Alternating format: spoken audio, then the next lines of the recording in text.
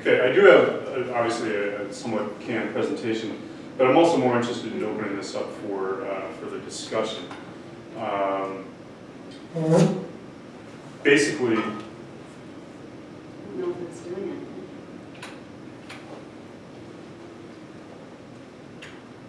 Nope. If I turn this on, there we go. is that okay? Everybody okay? All right, good. Basically, I sort of live at the intersection of now urban history and public history. I direct our public history MA concentration in our department. I consider myself a publicly engaged scholar, even when I'm not directing the public history program. And urban renewal is a topic that has both academic and public engagement qualities to it. Everyone's, most of us are interested in the built environment in cities, and people are fascinated with the visual record of urban renewal. So the project I'm working on right now, I'll be happy to go into greater detail about it. Never ask an academic what he or she is working on. We're building a website that will showcase the visual record of urban renewal in 4 different places in New York: Albany, Kingston, Newburgh, and Stuyvesant Town, and Peter Cooper Village in Lower Manhattan. But I want to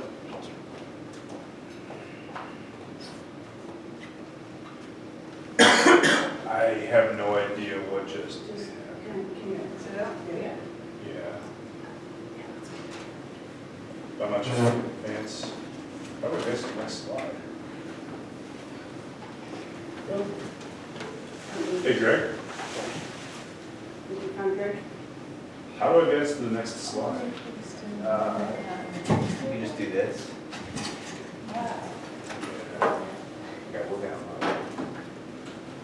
See, like, You could probably not make it full screen, but, Just download it.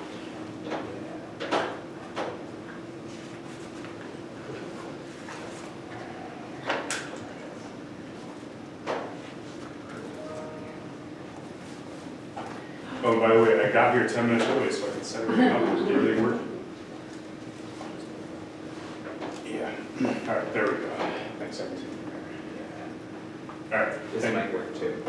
Oh. Thanks, Greg. So to start off with, just thinking about the intersections between public and digital history. And without belaboring the obvious, more and more history of all kinds is going online, especially public history. And this, quite honestly, is because that's where our audience is increasingly going. This is the American Community Survey, a Bureau Census survey that the federal government does every few years. And here you basically see the trend lines from 1984 to roughly 2016, or to 2016. Number of households with computers in purple has gone from roughly 10% on up to around 80%. And if you look at the other survey, the ACS, sorry, the American Community Survey here, we're up somewhere around 90. Same thing with internet subscriptions. So the penetration of computers and internet service is basically universal at this point. I mean, I'll qualify that because there's still a digital divide. Roughly 90% of households had some form of computer, some form of device. Roughly 3/4 had a desktop or a laptop or a smartphone, and somewhere between 1/2 and 2/3 had tablets. 4/5 of every household had broadband internet, and about half of households, according to the American Community Survey, were considered to have high connectivity, that is fairly high-speed internet, depending on your cable provider. But there's still a digital divide. I mean, this is obvious, but I think it bears repeating and thinking clearly about the audiences we're trying to connect with. Whiter, younger, more educated and affluent households are more likely to have devices, or to have computers or laptops. Smartphone-only households are more likely to be poor people and live in communities of color. And there's a rural-urban divide. Households in metropolitan areas tend to be more connected than households in rural areas. And as far as regionality, the West Coast and the Northeast are more likely to be connected than, say, the South or the Great Plains. So again, that kind of makes sense, just what we know about geography and class. But it's important to be direct and specific about these demographic characteristics, because this shapes how we ought to be doing public history digital projects. We have to be mindful of our audiences and the kinds of capabilities our audiences have. All right, moving on to public history. I'm teaching the undergraduate intro to public history course this semester, and a really fun exercise at the beginning of the semester is just to turn to the class and say, so what is public history? And the students don't necessarily know. They may be taking the class because it fits their schedule or it sounded interesting in the course description. So they're not coming at this with any kind of mature sense of what public history is. But even longtime practitioners can't really define it. About 10 years ago, the National Council on Public History posed this question to the membership. And in order to make everyone who responded happy, the definition got really unwieldy. It was somewhere around 500 words. So the NCPH basically said, we're going to kind of fall back on what the Supreme Court said about obscenity. We know it when we see it. So it's not a satisfying answer. We kind of know what public history is, even if we don't define it. It's history that happens outside of the classroom in places like museums or historic sites. It engages non-traditional learners and learning methods. It's not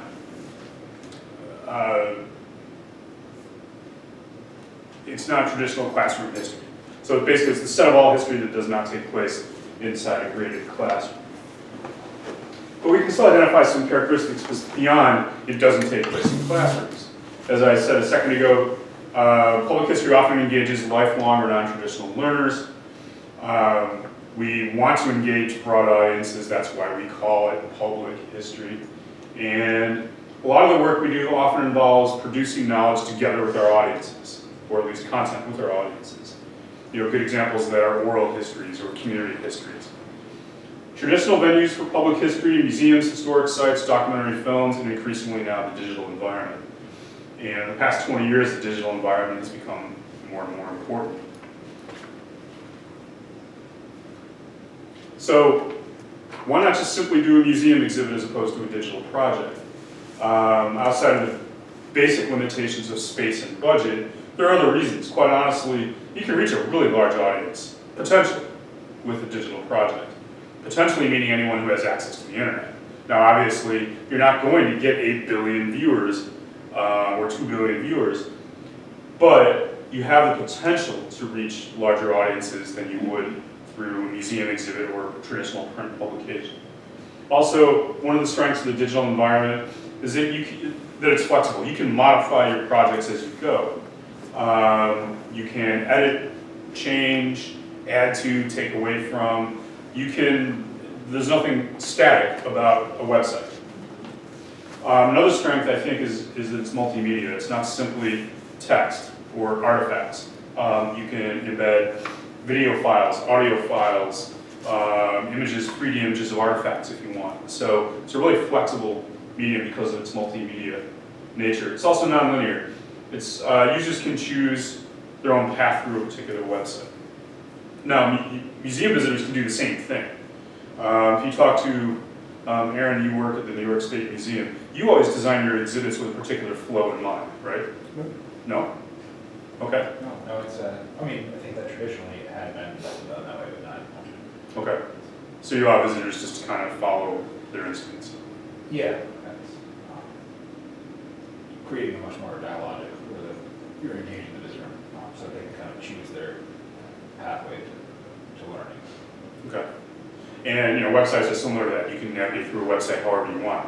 I'm probably an atypical museum visitor then because I go left to right through the room and I read every label. So I'm yeah. So in thinking about how to do a digital public history project, again, keeping in mind the audience. Smartphones are ubiquitous today. Does anyone here not have a smartphone? So one of the principles of design is to design for the smartphone screen and then design for other screen formats. There are various ways of doing this. I'm not very technologically sophisticated, but you can, in the code, call out this type of screen size, that type of screen size, just have a list. Or there are also ways I think you can do it on the back end where you can just query what kind of device the user is using, and then ping that device with the appropriate code, the appropriate style. Desktop and laptop machines are still going to be around, so we have to take that into account as well. And this is called responsive design as the terminology goes. You need to design for every type of screen. But then audience characteristics are really important as well. And demographics, obvious demographics, age, income, education, race, and where someone lives. Now, the older someone is, the less likely they are to be technologically savvy, to have a smartphone. You probably all have older relatives who still use flip phones. I know I do. Same thing with income. Again, lower income communities are more likely to be smartphone-only households. So we have to reach those audiences as well, and not just assume that everyone's going to have a nice laptop or desktop machine. Education. Public history projects have to be able to engage with all sorts of education levels, and that includes kids who are still in school doing 4th grade local history work, high school students working on National History Day projects, more sophisticated consumers of history who may be amateur historians or enthusiasts. And then the broadband limitations versus urban versus rural. I had a PhD student several years ago who lived on the other side of Lake George, and all he had was dial-up. So, you could send emails to him, but if you're gonna send a bunch of photographs, it would take him a while to, I don't even know if he could upload those photographs, quite honestly. So that still exists. We have to take these audience and design considerations in mind. Getting a little more theoretical, Janet Murray is the author. You may have heard of this book. It's 22 years old now. It's called Hamlet on the Holodeck. So for those of you who are Star Trek Next Generation fans, you've probably seen an episode where they do some sort of theatrical performance in the holodeck, right? And she was one of the first people in digital rhetoric and composition to start thinking about the affordances of the digital medium. And this is back in 1997 when social media didn't exist, when computer storage was a lot more limited than today, when connectivity speeds were a lot slower. So she was really sort of ahead of her time. And she identified 4 affordances. The digital medium is procedural, that is, it consists of rules that are executed. That's programming, basically. It's participatory in that, at the risk of being redundant, it invites participation. So it's more immersive than a book or a film. It's encyclopedic. You can present information, a lot of information, and you can also present it in different formats.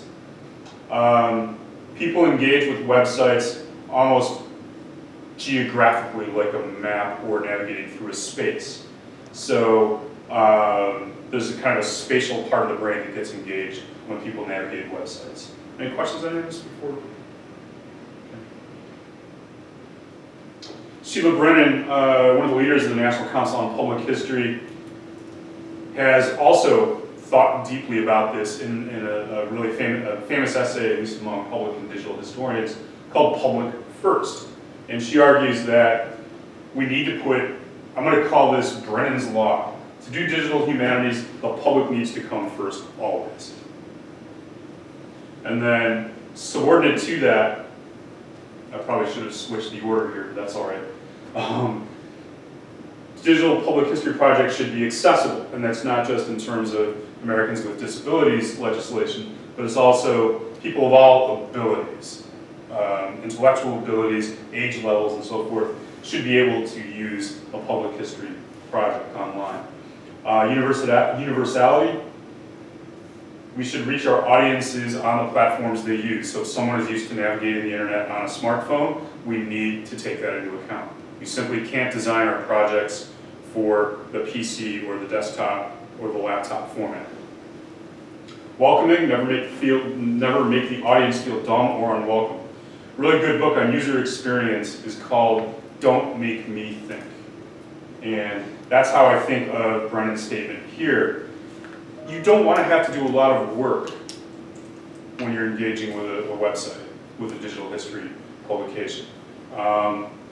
And you certainly don't want to feel unwelcome through the navigation or the user interface. So again, to emphasize, what I'm going to call Brennan's Law. The public needs to come first always. So a digital public history project should be foremost public and secondarily digital. All right, so that said, the remainder of my slides will basically take you through some types of projects. I can go through these if you want, or we can stop and open this up for more broad-ranging discussion. What do you guys prefer? All right, well, I'll go through these really quickly and we'll square the circle. Just a couple, yeah. Yeah. So there's a platform at USC called Scalar. How do people use PCs?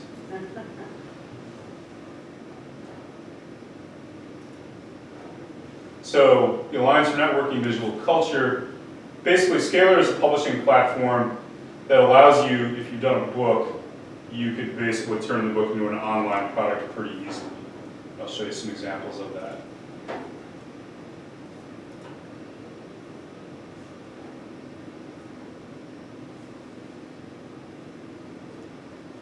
Colin Gordon has a Born Digital project.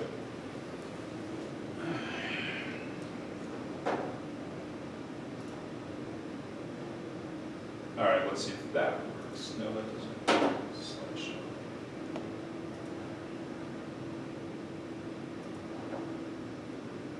Do you control click? Try to right click on it. Okay. There you go. So Colin Gordon's Growing Apart, Political History of American Inequality. There's not a book that accompanies this. It's a standalone digital, Born Digital project. But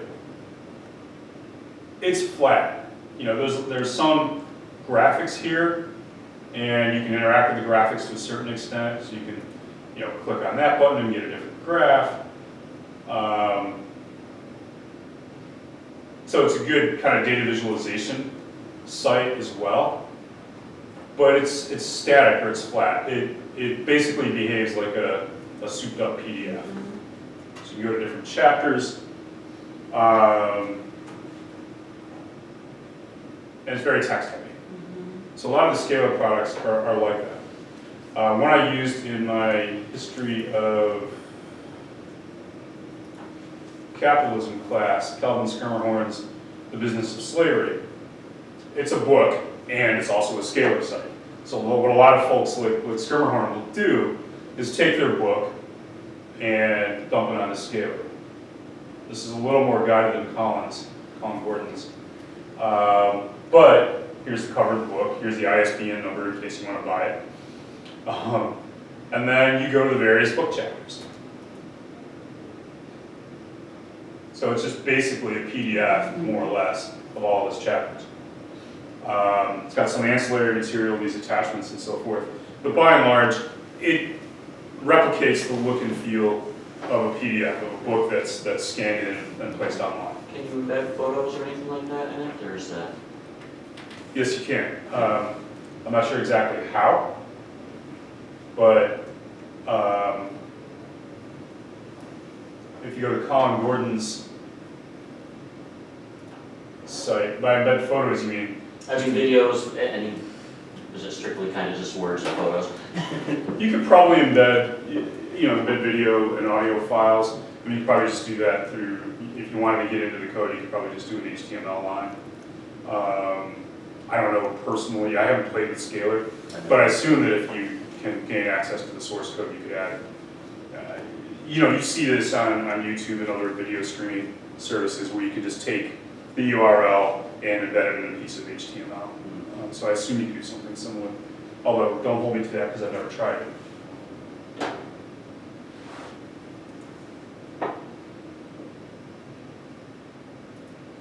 I'm going to close these because these are confusing. Oh, come on. Did you lose your PowerPoint? Yeah, I'm a Mac guy. PCs confuse me.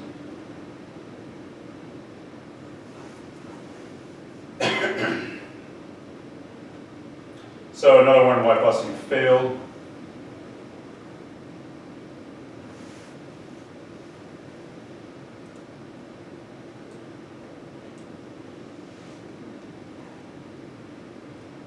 there's the book cover.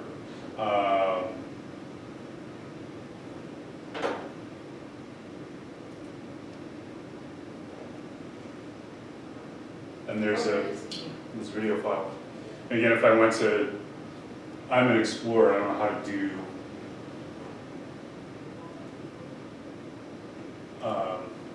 how to inspect the code, but I assume there's HTML that sets up a blocker div and then embeds the URL of the video in there.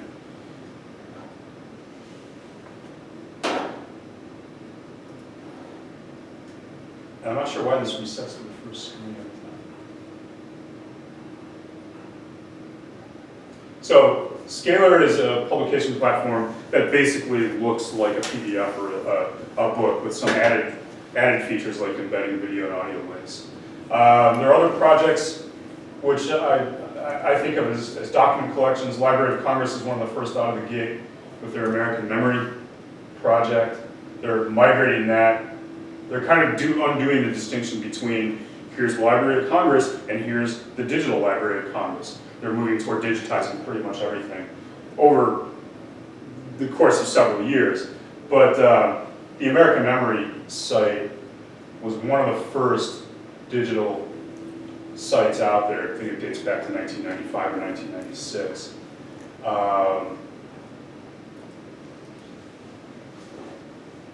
And you get a variety of material. Joint Casualty Recovery Center, probably a Vietnam era casualty. Photos, prints, drawings. So there's a bunch of stuff. There's several million items that are digital in the Library of Congress. So you'd have to go to a particular collection like the National Child Labor Committee photos, the famous Lewis Hine photos, or the Farm Security Administration photos, again, another famous collection. But they also have personal papers. The papers of Samuel F. B. Morse and Alexander Graham Bell are online as well.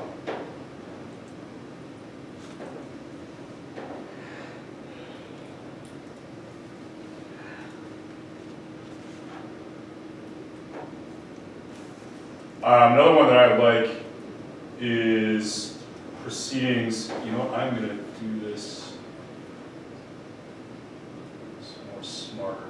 more smarter.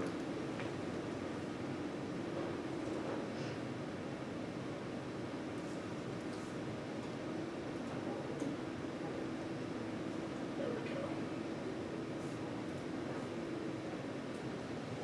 So, bringing 19th century black organizing to digital life.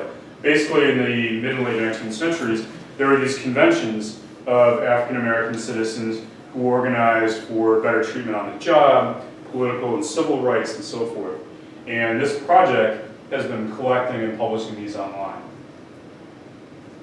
And they also have a bit of a crowdsourcing call here. They're looking for records, so if you know a library that has them, or maybe your family has some of these records, they would really love for you to share them.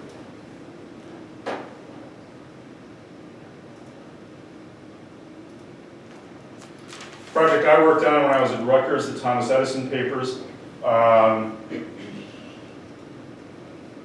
National Park Service owns the actual records. We got access to them and microfilmed them, and then now the project has been digitizing them. There's something like 300,000 documents online and searchable. So if you want to look at this document here, things doing and to be done, basically Edison's to-do list from Awesome. the late 1870s, I believe, or early 1880s.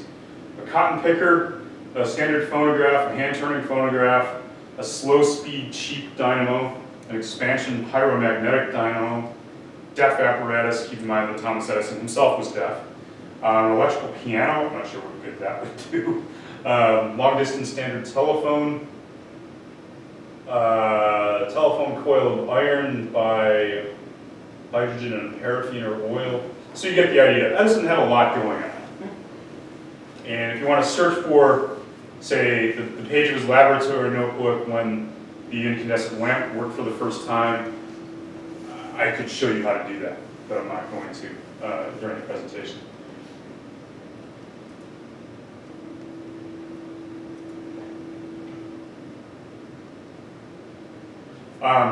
two of my favorites. I'm not a historian of the early American Republic by any stretch. I don't think history starts since the first telegram was sent in 1844, in fact. But the Society for Historians of the Early American Republic have been doing a really good website for a long time now called the Junto, and it's a collaborative project. It's very visually engaging. They give space to junior scholars and museum professionals to write blogs and other publications. They've been doing this since the mid-90s. They do interviews with authors. So if you're an early Americanist, this is a really cool site to follow. It's basically kind of like a blog, if not, in fact, a blog.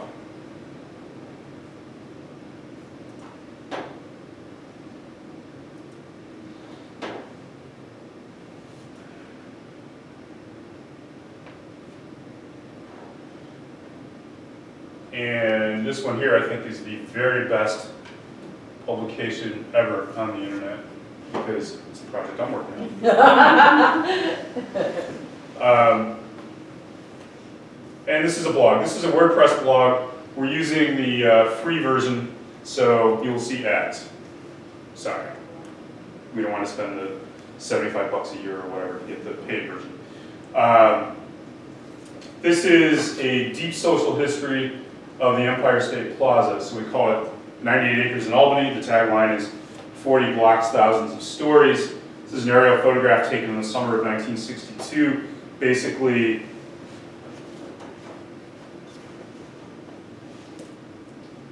I'm assuming there's a laser pointer somewhere in here. All right, there isn't, or I can't find it.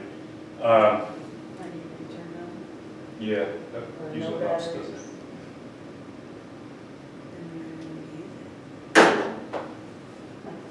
All right, in any event, the area that the state of New York seized in 1972 for the Empire State Plaza consists of this area here and then the arterial coming this way. So basically two sections, a 70-acre section and a roughly 30-acre section for the arterial. So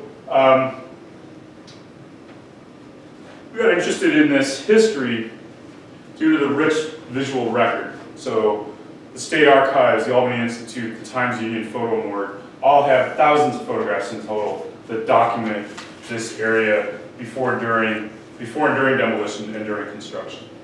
So we decided that we could tell a really deep social history of urban renewal using this rich photographic record. We also do oral history research, traditional archival research, and so forth. This is one that I just wrote about a month ago. No, in August. Wow, time flies. About a church called First Methodist, which was in the Take area and was demolished. And this is a fun one to do because it's relied very heavily on records at the church, and apparently this is not loading. This is a Times-Union photograph, so we were able to gain access to the Times-Union Photo Morgue and scan a lot of their photos. Wow, there are a lot of ads. We should really do something about that.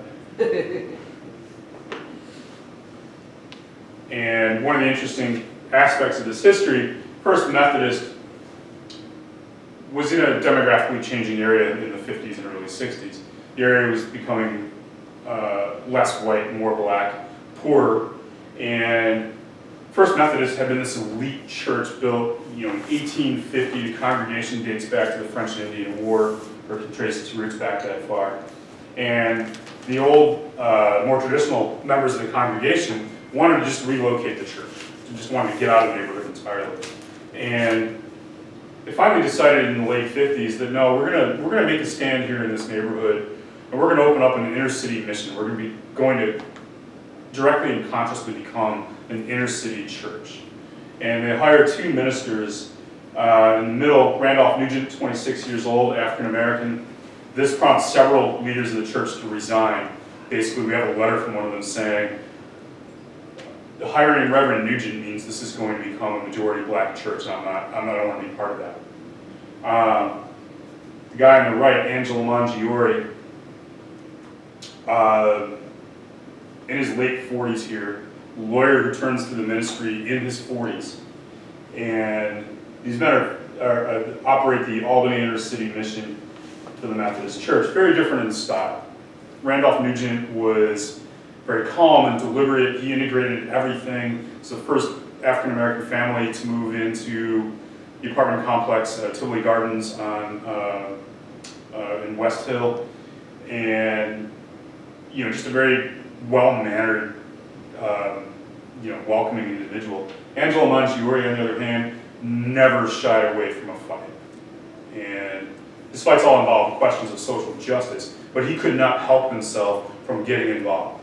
The Methodist Church had a tradition, and still does, I believe, of itinerancy. That is, ministers don't stay in a church for much longer than 2 or 3 years. The church sent Angelo Mongiore up to a congregation near Lake George. He still lived in the south end of Albany, and he operated the social work and legal aid clinic. So he'd basically do his thing up in near Lake George, and then come back down to Albany every day, and then hang out his shingle and act as a social worker and lawyer for the poor people in his neighborhood. Again, he couldn't shy away from a fight.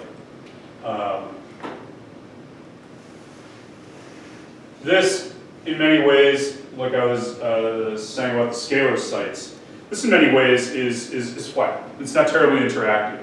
It's a platform for us to showcase some of our preliminary research. We have 2 NEH planning grants to build an actual website that'll be interactive and really good looking. This is simply a way to generate publicity for the project and engage our audience while we're still doing our research.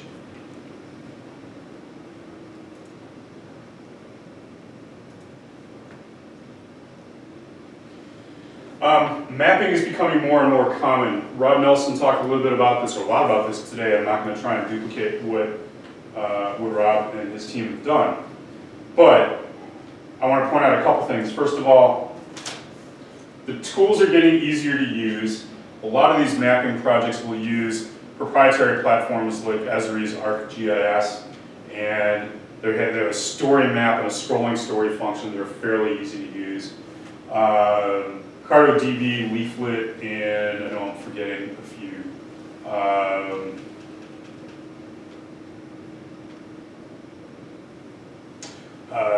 There's one that's on the tip of my tongue. It'll occur to me 5 minutes after the session is over. Tableau. I was going to say that. Yeah, thank you. So a lot of these tools, these off-the-shelf tools, are getting easier to use, and the learning curve is getting shallower. So you don't need to be a JavaScript ninja to do mapping anymore. Also, there's a Northwestern University School of Journalism has what they call Night Lab, and there's a story map tool where you could basically take an unrectified map, a photograph, like that aerial photograph that we saw a few minutes ago, and then just simply add points to the map and take users on a guided tour through that space. Newspaper reporters will use this a lot, and suffice it to say that if a reporter on deadline can use this tool, then a historian or other academic can master it fairly easily as well. There's been a bit of an evolution since mapping projects began being posted online. This is an older project called Digital Harlem. I believe it's 2010 or 2011, and that's a long time in the digital realm. And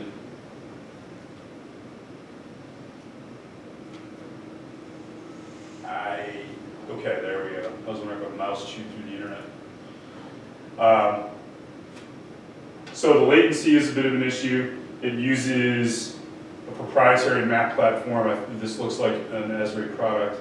It should take you right to the map of Harlem. So I'm not sure what's going on here, whether it's an artifact of the website itself or an artifact of Internet Explorer on this machine. But this is an attempt to recreate life in Harlem, there we go, in the 1920s and 1930s. So the period covers between 1905 and 1950. If you want to look at nightclubs, speakeasies, I'm not sure what a buffet flat is, you'll get these locations, and a lot of the material here involves police reports. So in one sense, you get a really fine-grained view of what Harlem looked like in this period. But because of its reliance on police reports and newspaper stories, you're also getting the sense that, wow, there's a lot of crime in Harlem. And that may not be true. It may just be an artifact of the sources that the project used. But Digital Harlem was one of the first ones out there. So in that sense, it's pioneering. These are all visualized reconstruction, American Panorama, are Rob Nelson's projects, and you saw those this morning, so I'm not going to go through that. Another one that uses the Esri story map is mapping segregation. And this is a project from Washington, D.C., which is very nicely done visually. But if you want to look at different map layers, so you could look at where lots were restricted by deed or by petition. Maybe I need to clarify this. You guys know what restricted means in this context? Does anyone not? Okay, basically, homeowners would agree either through deed or through a petition that we will not sell to anyone except members of the white race. And these restrictions often included Asians, Jews, Hispanics, and of course African Americans. So you can look at these different map layers. There are these stories.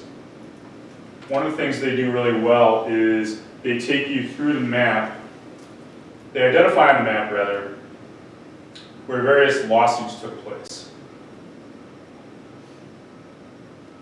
And this is a more fine-grained view of this. So,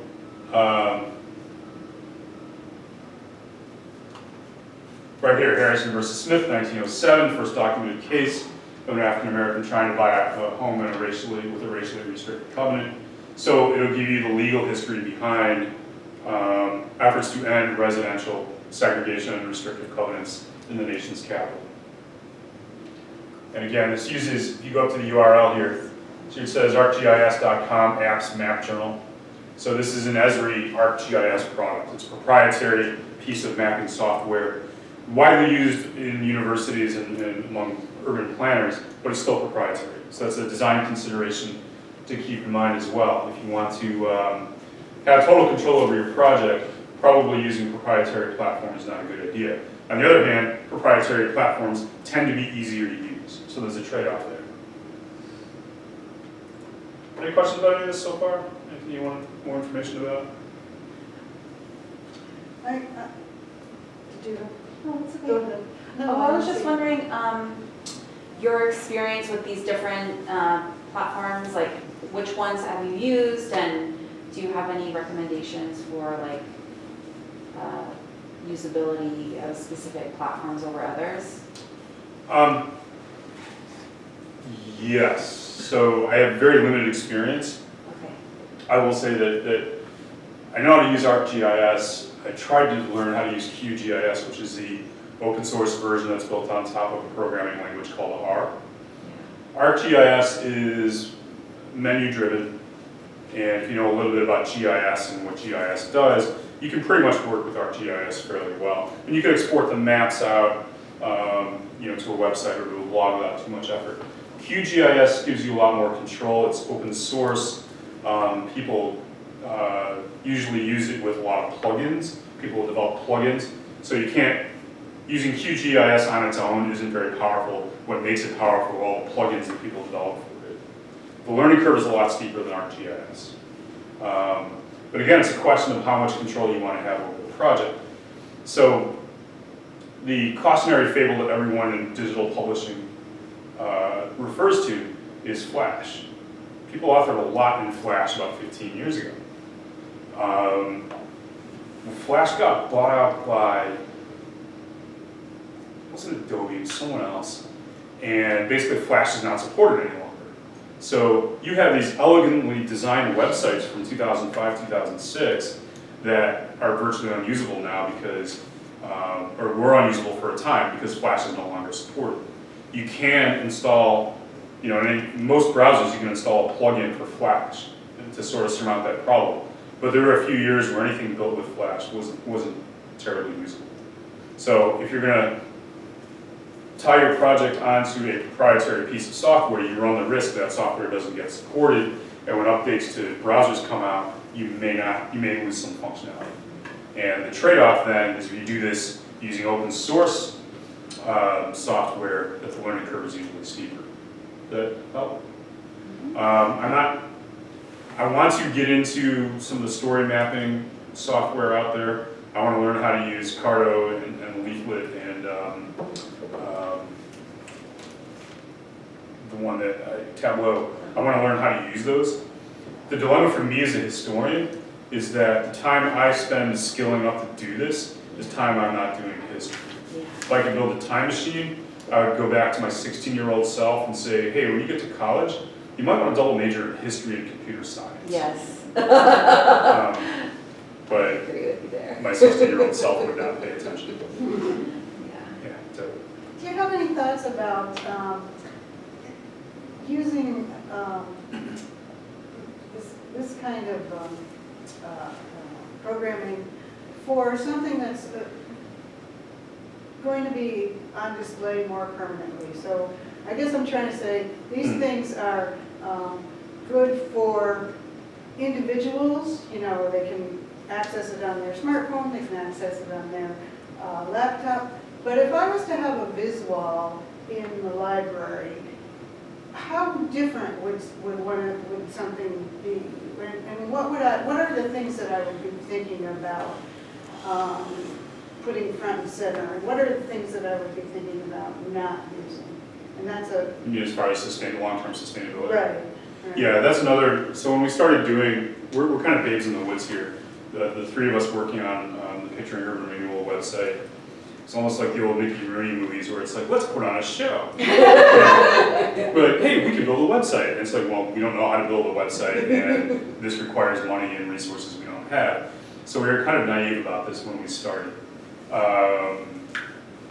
That said, when we did start looking at sustainability and best practices, people would say things like,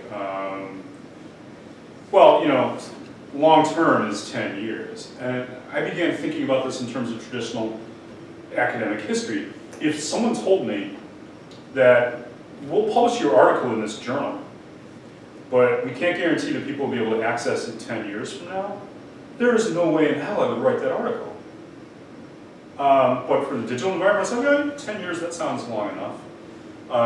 So the sustainability issue is, the person to talk to really is Greg Wiedemann, who's thought fairly deeply about this. Basically, as I understand what Greg can do and what special collections can do for our project, is basically build a virtual server or virtual web page that is kind of like in a sandbox that any future browser could then emulate. So instead of migrating your content to a newer piece of software or browser or type of computer, basically the virtual emulator would allow a browser 20 years down the road, or a quantum squid computer 20 years down the road, to take your use this virtual environment to run your website in basically a sandbox. So that's how I think the sustainability issue is getting worked out. But yeah, that is an issue because, you know, how do you ensure that projects will be accessible to users 20 or 50 or 100 years from now? No one's thinking about the 100-year time frame, at least I'm not aware of it. But you know, I can go and access a print publication from 200 years ago. I can go to the library, maybe not this library, but you know, I can go to a university library and get, you know, Proceedings of the Royal Society from 1710 if I want. That kind of longevity, we don't have that experience yet with the digital environment. But that is a real important question. Why would you do this work if you don't have any guarantee that it's going to be usable? And I'm also thinking about the usability now in different, I don't want to say format, but different scale. So when I was saying before, if I had in the library a viz wall that was half the size of this room, how would that translate?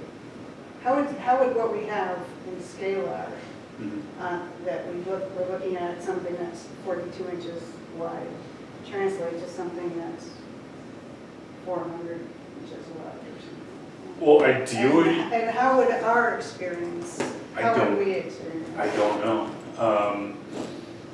I've never thought about designing for a wall. Yeah. Because, that might be your particular need, but very few people are gonna have viz walls in their homes. Right, no. So for us, that's not part of the public facing audience necessarily. So I can't really answer the question. I don't know what it would look like. It would look very big. Yeah, I'm just But- thinking of the things that we would As have far as to responses. think about in creating it would be, I would think, be Yeah. very different. Yeah. I'll just kind of breeze through these. There are also podcasts. Probably the most famous historical podcasts are Backstory with the History Boys, I think it's called, and Ben Franklin's World, which has several hundred episodes. My personal favorite, however, done by a friend of mine, is called Hold My Order, Terrible Dresser. And it's basically an episode by episode podcast all about WKRP in Cincinnati and related to the history of the 1970s. So you have to be a fan of WKRP in Cincinnati, or you don't have to, but it's really a way to use the TV show to get into issues in the history of the 1970s.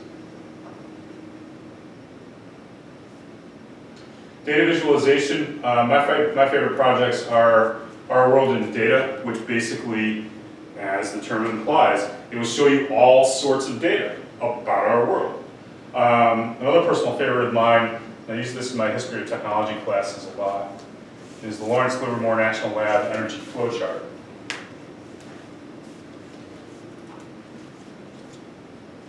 So if you want to know what energy consumption, generation, sources of energy on the left, uses of the energy on the right, if you want to know how the United States consumes energy, this is your go-to site. One of the staggering things about this is roughly 100 quadrillion British thermal units. Do not ask me what a British thermal unit is. We should have gone metric decades ago. That said, rejected energy, 2/3 of what's burned or generated on the left is waste heat or electrical resistance.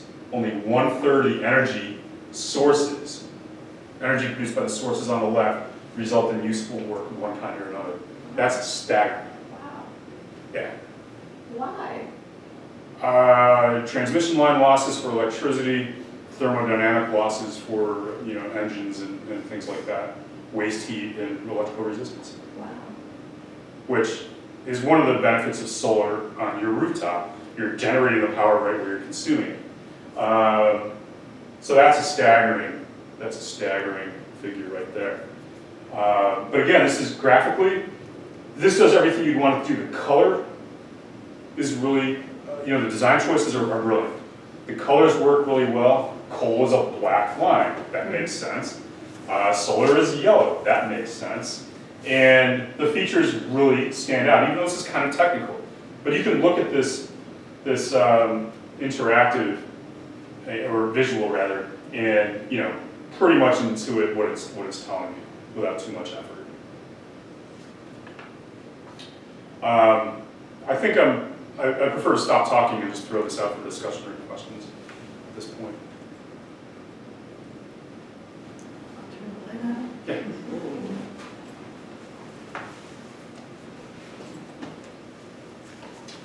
Okay, I'll say one last thing just to get things going.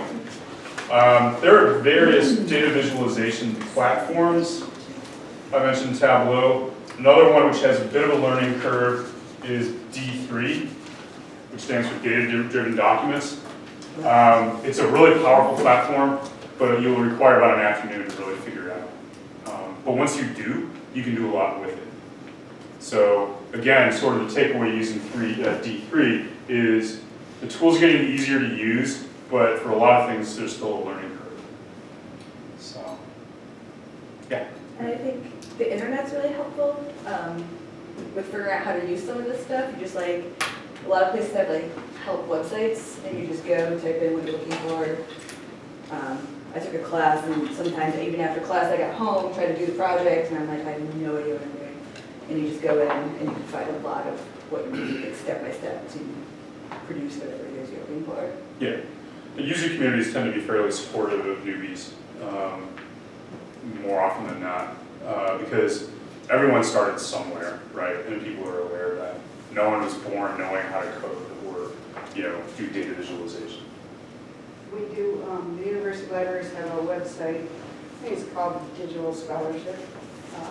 But it was put together by a graduate student last year, and she includes some of these tools, and she also includes links to tutorials on how to use these tools. And a lot of times they're put out by the companies themselves. So it's just all in one place, it's very helpful. Yeah, because companies want you to use their products. Right. And if a barrier, learning curve is too steep, you're not going to use the product. There's also a bit of an age divide here. I'm in my early 50s. I learned programming on punch cards in college, literally. And I ran screaming from computers after that. But kids today, high school and college students, generally have some coding background, whether it's building a simple website for their brother's band or whether it's actually doing something more sophisticated. There's more of an engagement with technology than there is for older generations. And I think that'll continue to be the case. So, especially as the technology changes. Yeah. I have a question about your class. So when you're working on public history projects, do you work with your students and public history or other associations, organizations in this region, like historical societies, museums? Yeah, so we have two intro to public history courses. One is at the undergrad level, which I'm doing now. And we have a lot of guest speakers, people, Aaron, for example, will be coming to talk to the class. I forget exactly when, but soon, right? Yeah, 2 weeks, I think it's end of October. So a lot of that is more hands-on, guest speakers, some on-campus site visits like the University Art Museum and so forth. The master's level intro to public history course is almost entirely site visits. We'll take a 3-hour course time to go down to the New York State Museum, or we used to do an all-day trip to Cooperstown. So again, very hands-on. I would hope that we start integrating more digital methods into both courses. At the end of the semester, my students will have to do a project using History Pin, which is a Google product. And I need to come up to speed on Google Pin myself before I throw the assignment out to them. But it's a quick and dirty way to do basic mapping. It's, as the term implies, it's sticking pins in a map and talking about the history of those pins, of those locations. So there's a bit of a learning curve. I'm going to come up to speed on it before I introduce it to my students. But yeah, I want them to at least get comfortable with doing even off-the-shelf digital projects. Have you had any experience with Policy Map or Social Explorer, any of those types of products? What do you think about? I like Policy Map a lot. If I were in public administration or public health, I would have that, bookmarked on my home tab. What was the other one? Social Explorer. I don't know if I've used Social. It's kind of similar. Yeah. One of the initiatives, city governments, county governments, state governments, even the federal government to a certain extent, the open data movement, throwing all the data out there. And it's not just the raw data, the CSV file. A lot of municipalities now are actually doing interactive maps of data. A lot of it, unfortunately, just like with Digital Harlem, a lot of it is crime data. And you also have to, the open data movement, cities are going to, I don't know how widespread this is, but there's going to be a temptation for municipal officials to only put out data that makes their cities look good. So I don't know how open the open data movement actually is once it's implemented in a live political environment. But yeah, this factors into the smart cities movement, how we can use big data to create better cities. And I'm a little suspicious of those projects because I think they're, data collection projects to a certain extent that will get monetized somehow. Does that? Yes, thank you. Sure. Questions or comments? Okay, well, thank you very much. Sure, thank you. Very interesting stuff. The next event and during the day is the break and poster sessions, and that's all downstairs on the ground floor in the atrium. So we'll see you down there.